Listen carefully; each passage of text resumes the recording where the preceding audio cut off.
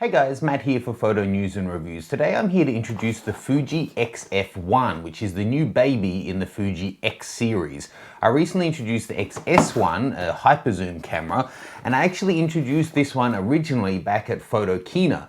This is lucky video number 88 for this channel. If you haven't already, please subscribe and let's check this out. Okay, so this little guy, as I said, is the entry-level model. I've introduced every Fuji X series camera on this or the That Nikon Guy channel, and I'm a fan, I have to say. I really like the products. The image quality and the quality of the build of the lenses is generally really good, and I do like the styling. And for a camera like this, I think the styling is a consideration for most people who would be buying it. Just unboxing this one as we chat, a couple of user guides, digital camera XF1 fine fix CD, charger that's on an extended cable, the option to use just a straight in plug, a mini or a micro USB cable, and then the camera itself. Now this one is specifically a model for editor's review, so I don't know if this little sticker they put on top to show you how to use the lens goes out on every camera or just for us doofuses in the media industry.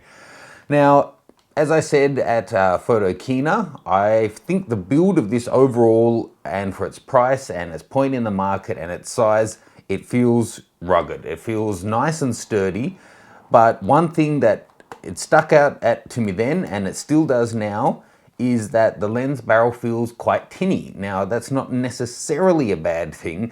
There are a lot of older generation lenses out there that did have a really tinny feel, that were fantastic lenses. And at the end of the day, it's the optics inside that are what matters rather than the tinniness. It doesn't feel like it has any flex in it. It just feels a little bit tinny and lightweight in terms of the lens. But it's a weighty camera, so I guess if that was a thicker metal, it would make everything heavier and, you know, may not allow them to have such a fast lens on here, because if they had more metal in that construction, then, you know, that's going to reduce the amount of room for lenses. Anyway, so this one does have that unusual mechanism that you turn it on by rotating the lens barrel. This one has a 25 to 100 mil field of view, so it's got a 4x zoom, which is manual. Obviously you do it yourself. There's no button on the camera for you to press telephoto or wide. You actually zoom it yourself. So if you like that tactile kind of experience, then that's a good thing. Now this has a neat 12 megapixels. It's 4000 by 3000 dots, which is, you know, well, it's neat if nothing else. It has the latest generation imaging sensor in this guy, and the lens, whilst it's variable aperture, it is 1.8 at the wide end, so that's nice and fast, but it quickly drops down to 4.9. Okay, this one has 7 elements in 6 groups. In such a small lens, it's a surprisingly high number, and there isn't a spherical element in there. Spherical just means it's got different shapes on each size, which is designed to get rid of distortion, but this is a molded one, not a ground one. Generally, high-end spherical elements are ground down really precisely to be the exact shape. This one's actually been molded to shape. It's got an ISO range of 100 through to 12,800. You've got all the auto options there that you would normally expect. The finishing on the body feels surprisingly nice. You know, even luxury cars these days have fake plastic wood paneling, but this comes with a range of different finish options you can choose from. At Photokina, I believe there was 17 different options they had on display. It's got a little pop-up flash, and when I say little, I mean freaking ridiculously small. It's like the size of 2 match heads in size, but as we've all heard before, it's not the size, it's how effectively it's used, right?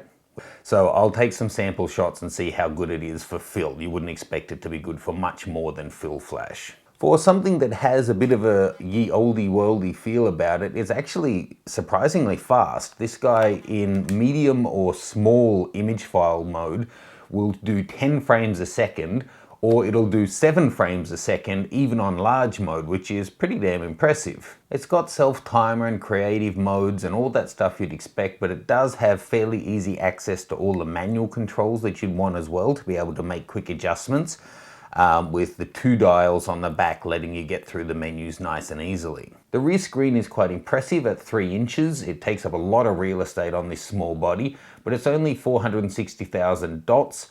It does give 100% coverage, which you would expect, which would be good. This does have full HD video recording, but as you would not be surprised to find, it doesn't have an external mic input. So this is really just going to be for little, capturing happy moments rather than doing any serious kind of video work. So I like the styling. There's some things that are plus and minuses for me. If I was looking at getting, a middle of the range compact camera with nice styling, this would certainly be a consideration for me.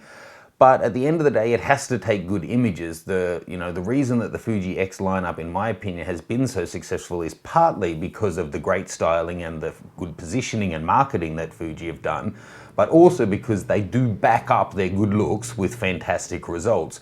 So I'll take this one out, get a few different sample shots for you, as well as some high ISO samples, and test out this dinky little flash, and we'll see how it goes. Okay, so here's the selection of images. That's at the wide end, and that's zoomed in to 100, so the 4x zoom. There you can see the JPEG looks a little flat straight out of the camera without any tweaks. Behind the scenes of a portrait lesson I was giving, and then some weird little Andy Warhol looking type doll. Here's another one. It can look a bit flat. You need to tweak the contrast a little bit. And again, if you're at a really wide angle, it can give a little bit of distortion there. Some selfies from Tina. There's a shot she took of me though. The fill flash does work fairly well. And again, these two my wife took shows the fill flash doing its job, although she missed focus on the second one. But in good light, you can get some really snappy JPEGs, and the colors really pop. Fuji's well known for its colors. So check it out, guys. Whilst you're here, check out my guide on how to shoot the apocalypse, how to shoot Christmas lights, a guide on storytelling, and then a guide on how to take long exposure photos.